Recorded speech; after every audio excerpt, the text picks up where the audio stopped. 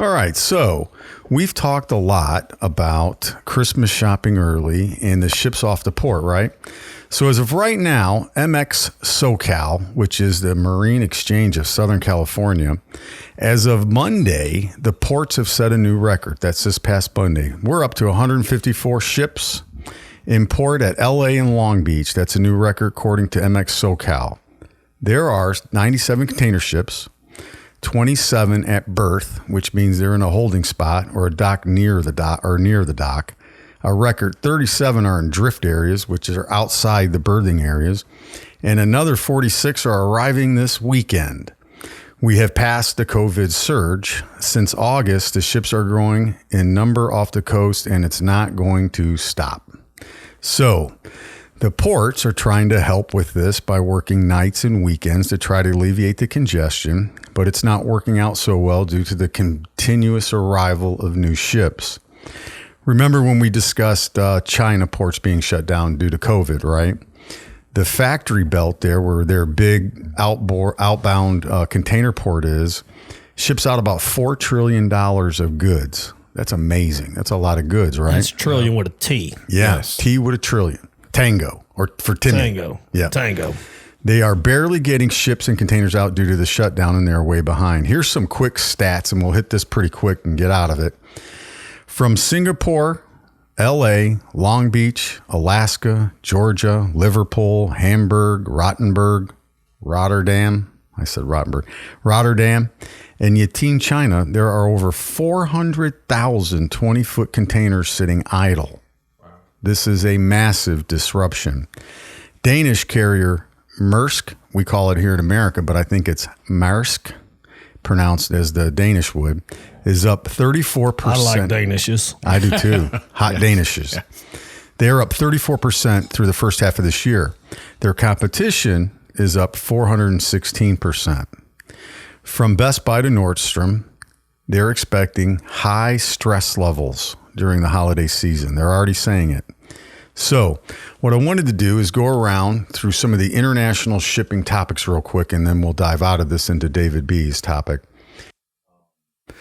Here is something from the Journal of Commerce I pulled up, and these are quick headlines. Only import relief will ease when the U.S. chassis availability rises, which means the people that make chassis aren't getting their imports in enough to make the equipment available for the trucks and trailers to haul the containers off. So they're saying they're at maximum capacity right now. So there's basically too many containers that don't have any wheels to roll them. That's what that means. Exactly. Right? Yep. Okay. And then those have to roll somewhere that have to be worked. So that's a whole different problem within that. So not enough chassis for the containers that are already loaded, that are hand loaded over in China, that are shoved with cartons, basically full to the brim, shipped over, but they have nowhere to go because there's nothing to put them on to move them to destination. Exactly. The average dwell days is 10. Dwell meaning, like Tim said, how long when they come off the boat are they sitting there waiting to be taken away or whatever. So the average day is 10. Yep. Sorry. No, and it's adding to it with the new ones coming in. Yeah. So here's one we talked about that Timmy mentioned earlier today. I don't know if we recorded that or if it was when we were discussing stuff, but agriculture exporters in California have no containers to export. So they're begging Oakland, California, to open up their port. It got shut down. Most of the industry left Oakland. I don't know why. I didn't look into that, but last fall. So they're begging Oakland to open it up so they can get their exports out. So we're still into that, and that was as of September 21st. So here's another headline. New Orleans asked for federal aid due to Hurricane Ida damage because their ports are closed, right? So you got all this stuff going on. New data reveals that U.S. ports are inefficient due to no berthing areas for these ships to stage themselves. So they're but they weren't expected to have 4,000 container ships. I know. If the cycle would stay fluent, in this industry, the cycle has to stay fluent for anyone to be able to handle the capacity that's coming at them. Right? Yes. The normal wait time for the normal amount of containers or shipping vessels that are out there waiting to be unloaded is 1. Yeah. That's the normal when things are normal. That's normal, yeah. That's the normal. So I'm going to put this into everyday American life real quick, the best I can.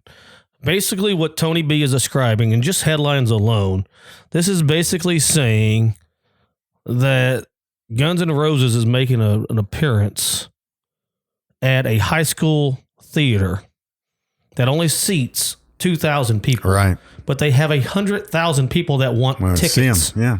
Right. So they have the capacity. There's 100,000 people in cars that can come and physically be there. But there's only 2,000 seats available to see Guns N' Roses. Exactly. Where I pulled Guns N' Roses out, I don't know, maybe a month and a half ago. They were in some Indy. good music. But I'm just saying that to your everyday, or you see McDonald's drive-through lines right now. Yeah. They got the double drive-throughs at almost all of them. Half of those are shut down on one lane because it's not that they can't handle the amount of people that want food that fast. So they limit the amount of orders they take at one time. Whether you see like a Wendy's, they shut down the whole inside because they don't have the staff to feed that many people at that time. So that's what these containers and that's what you're talking about. The chassis is not available. The place for berth, as you call it, or whatever it's called in the industry, which I didn't even know, which is great. Yep. They don't have a place for these things to go. So the only thing to do is to restrict them and allow them to sit in the ocean until your time comes. They go to drift stage, which is way out off the coast, and that's basically what they're doing. So what you're seeing every day when you drive by a McDonald's or a Wendy's, or you can't, these people are taking up, you don't have a seat at a table at somewhere. It's because of the exact same thing that's happening in the shipping world. Exactly. Well said, Tim. Thanks for putting that into the basic. What we needed. We call that in the Marine Corps Barney style. We break out the crowns, and that's how we do it. All right. So, and it goes on.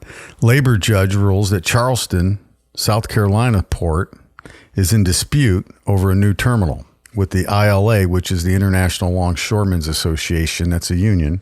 This dispute hangs on a clause that was inserted in 2003 that requires ILA representation of workers operating ship-to-shore cranes and yard equipment. So if you're not in the ILA, you're not getting in. So that they don't have enough of them. So the ports tried to bring in more people that weren't a part of that, and it got shut down due to the 2003 agreement. So port officials in southeastern U.S. are taking steps to help importers, exporters navigate terminal congestion. That isn't going to ease anytime soon. That's just a headline. And then here's one that we were talking about with the Northeast trucking rates being up because it's all the consumption is coming from the ports, and they're dragging all the trailers and tractors in. So it's limiting truckload capacity from the East Coast, and it's dragging into the LTL sector because they're trying to make smaller loads to get into the LTL sector. So I'll finish it off here with a couple more of these headlines. Baltimore receives new crane for berth expansion. Right. So Baltimore's trying to do it, and they're using fully electric cranes starting this Thursday for a second berthing area that will open up when the cranes are put into commission, but they're not going to be put into commission to the next 2 months. Then you got the Port of Philadelphia. The marine terminal suspends vessel service to clear container blockage. So they've shut down and basically due to the congestion, and they're not going to open back up for another couple of weeks. So it's just going to pile up more and more. So, and on to the ILA again, International Longshoremen's Association, at their ports where they are, have agreed that none of their workers will work any robotic ships or cranes in a solidarity gesture with other maritime employees at risk from automation technology. So how long is that contract good for? Do we know? I don't know, but it was an agreement in 2003. Usually they do those contracts 10, and they may have been re-signed or amendments made to it. Kind of hoping you might say into perpetuity, but that's fine. So what though? Did you guys just talk about? I just said a word with lots of syllables in it. Tell you, ship's gonna happen. It is definitely going to happen. So the loss of effective container capacity is driving record spot rates out of the roof, and it's not going to stop anytime soon.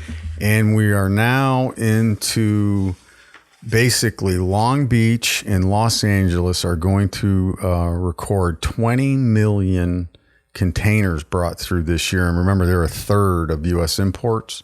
So, and then here's one funny. Long Beach hopeful major rail hub will win final permits. So what Long Beach is trying to do is bring the rail hub right to the dock, right? So they can just drop these trailers right on to the rail yard, right? Right. 2032 is when